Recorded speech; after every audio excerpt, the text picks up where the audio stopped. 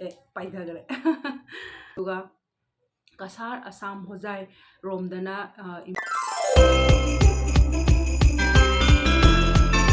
इमोनुगी मरोल अमा सुरे ngara ado hojik marol ama surani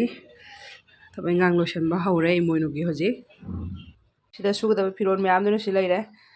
kodagi to kudai lengyan adumai tor surage do sina kanogi ibendo gi thana ba phi hoina bani sina ado sis myam ai sudok ki hojik hogo marang kaidamnina sigai sa hana suraga si phaure taina balum da machum ta hali si mu kitang ka kan si tasalaga tai dong phaudoini ado myam pen sengdokke dei mirang kai kai khara kandage aduga wairam taithoga haye hangchet imoinone hayeng di kem tong ngamroi ba thabak se naksala banina adu su tong ngamro haise kolik phengada ba khokada ba di ba nung ba tum tholak toini dai hajik mirang khata kandage ge posai myam ju kha yami khuyam amni tu sigi myam je loi mo loisha loira bane posai thami myam je sai je loisha loira bane ai hajik posai singje makha je khara kano sittaraga ne kano tawriba uphun yam thange ba duna posai singje ne plastic tawraga loi cover toksala thamiba aduga ligli glass am aina money plant thamise ligli glass am khata thamame ko mathak tagi nongma tara kaigre langthok pasu nungai te na aina tu asi bottle se sum hapi ne adu mirang kandagi ge upun thangdana ba ne mathak tane kanong kupsala thamise upun do tawraga pulap wai ba sengdokpa matamda adugi aigi mirang kona base nungai ge sane kano ne ba phi macheto adu smaina chai sida yomjale dana aduga tu chai sida dum kano toba mana amumu loi mak to kachin daga se urba mana se mu smai to busna phaiba mayam phenje handa mu kanna mu humna ba hore na ga mu humna rudrabani ko loire pen sengba mayam jong pen dagi mirang kachin ko loi kandarak pagine dagi mathak tagi ne sidharak pagi mathak pot thamba singse loi loktharaga sidharai ne loire ai hoji tasalaga wai tai tho loire ne wairam tasan ma loire wai tai do wali thabak se loire dra khali mu khongdai kano se bora se su do wala me loire dra khanwa ta loiram je thabak se jedum tingjala thamage sara phapaga ha khongdai bora mina di khangda bani ko nupi gi thabak se kayam yami hai je sara ko yam laba khangde khongdai bora se sakhungi bathroom mamangi thongjin changjangam gi ye tingjala thamamaga loi loide ama loiraga ama tum leirami thabak se mina di khangda ba mina di ngai na room da phamna cha da tumda leiman ba wai tai thurage wai tai roraga thangage tu silani pi ya la lei myam je tu si je phau doini myam do wai tai ne wai sing se leire do phenyl to ai phenyl loina happy ko wai tai bada phenyl loina happe adu myam ai batin je rang kokta oi badu da nai ne tilau maku alu maku ka kai tinga thambagi ne ko manung je kano tawri se churi se aduna myam na kano tawbinu ai se wai hana tai thoge wai tai loiraga mu kano tawminarase sum unarase yam wai tai ba loire myam pen se kanna thajaline salauna kangna ba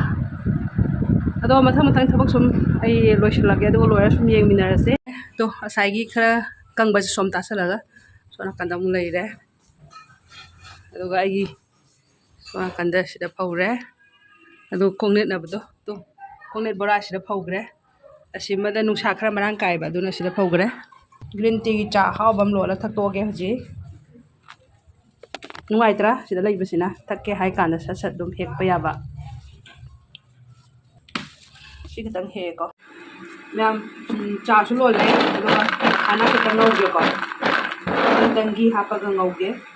myam gi yam bedel tabako sama tang sumai hapedana aduga makhana jing ngobu yam hawbade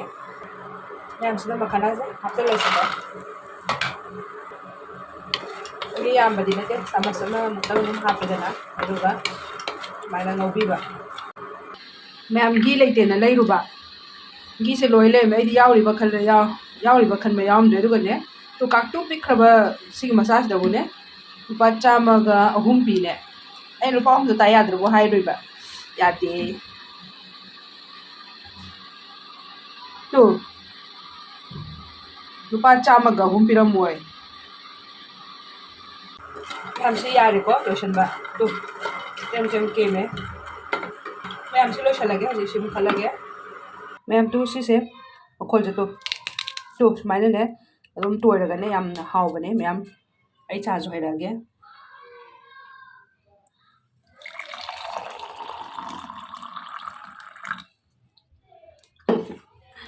Ma'am char si lao ma'am. Ma'am ado loire. Tabe gang se lotion loiraga ko koklo tum thoe. Asai una mu sa ising thong bagi rujaba. Hojikna mu phe nung siang ba amol kai ma'am tawrugo adugi koklo tum thoe ruja thoe. Adu hojiki makhana ga cha ga do thake ko ma'am. Makhana jam hawbani ko sumaina paitha gale. Sumaina dum gi da ngawra sa base. To kem magane am hawbane. Adu ma'am sum khalami ba wakhalama. Ko na imoinu se hegi moinu ni dana ko hegi moinu ni imoinu se ko di thai no ko ima hoina koina angang ani ima hoina tawba ado imung manung sengdokpa chamthokpa phengdokpa piron suba khotpa imung manung se phajana na loishala matungda ko imoinu iratpagi puja tawbase adum numitu da tawbadi ya du numitu tawba piron su sambadi numitu da nangde dana ko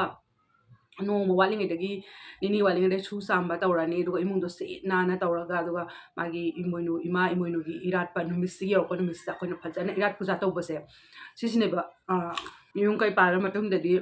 ima hoina tawgiba du ga chap manana hojik se khoi da tawning ba dum phawi ko imoinu karan kanda no haibagi irat ningbagi wakhalon do dum yawe aduga aina handak imoinu irat puja tawdoise akhoi hojik thoiba lansbu yangna tuna loishanabagi wakalamadani ko mamangi imoinu tawjakiba matamdadi ai sehi khudingi dum leptana tawjai ko tawjaba khudingi di aina haijari se handak tawri basidagi hena mathangda tawba ngamba wata pada pinabiu kana gumbagi mateng pangba ngamhanbiu ima event do haina khoiramjabane ba nong matang orsu kana gumba magi mateng pangba ngamhanbiu aduga wata pada basu pinabiu wata pada ba oitaragadi mi gi mateng pangba do ngamdoini dana ko sumai tawdara wakhan khanjabani adubu handaki imoinu aina irat puja tawjoi sidi hoji thokliba akhoi lana se yamni yangna phaba ohenbiro aduga mathangi sahi khulakpadadi aphaba yai phaba ngakta oiminarsi haibase sumai haijani bane aduga amana manipur dadi imoinu se yumdong khudingi irat puja tawbase loinama tawnai haitare ko irat pase duga kasar asam hojai romdana imoinu irat puja tawbagi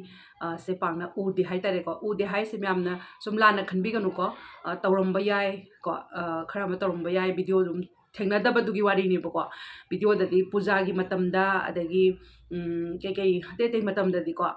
numit kyani numit mari ni mangani dum chatpa langba adagi pochai leiraga akoina yamna kai haitare thwai yauna ubado adumai tawdana imoinu gi sida sum uning bado adugi myamda sum haijabane ado lana khanbiganu ko aina haise imoinu haisi akoi gi maitai gi yamna tawdaba yadraba kaino amani dana ko irat puja amani ko aduduna aina mayam da sum tawhaning bagi haijabane kasar da akoi kasar gi yumda di imoinu irat puja se tawi adu ate mafam da su tawi haina di tai adoraga su video gumba akoi youtubers singna video gumba thagalakpa matam da di sum imoinu gi se amna chang niamba adu puja gi di chang yamna wangba puja gi diwali gi sumane hena yamba do aduduna aina sum ujaning bagi wani adu mayam na warau biroi haina khali adu mayam ngasigidi ai makhana se chahawrage ai mayam su sabi ose se am hawbani ko tung hapagane mahaw yam lebage duga changang chini thumba maga ai du cha je green tea lemon grass to adudune aduga chini ju yaude bako chini yaudisina akoina isana dum teksing thorang habadi yaudasu chadasu yaba chini du bokoina amu chasan do sharpudi haibagi wakhalonda chini hapsadabane adum yam sigidi video se sai mutana lo shenjarage aduga hayeng imoinu irat puja tawjabagi video su myam ngai biromo sigidi sai mutana lo shenjarage myam puno mopu haini halitan thagajari thank you so much bye bye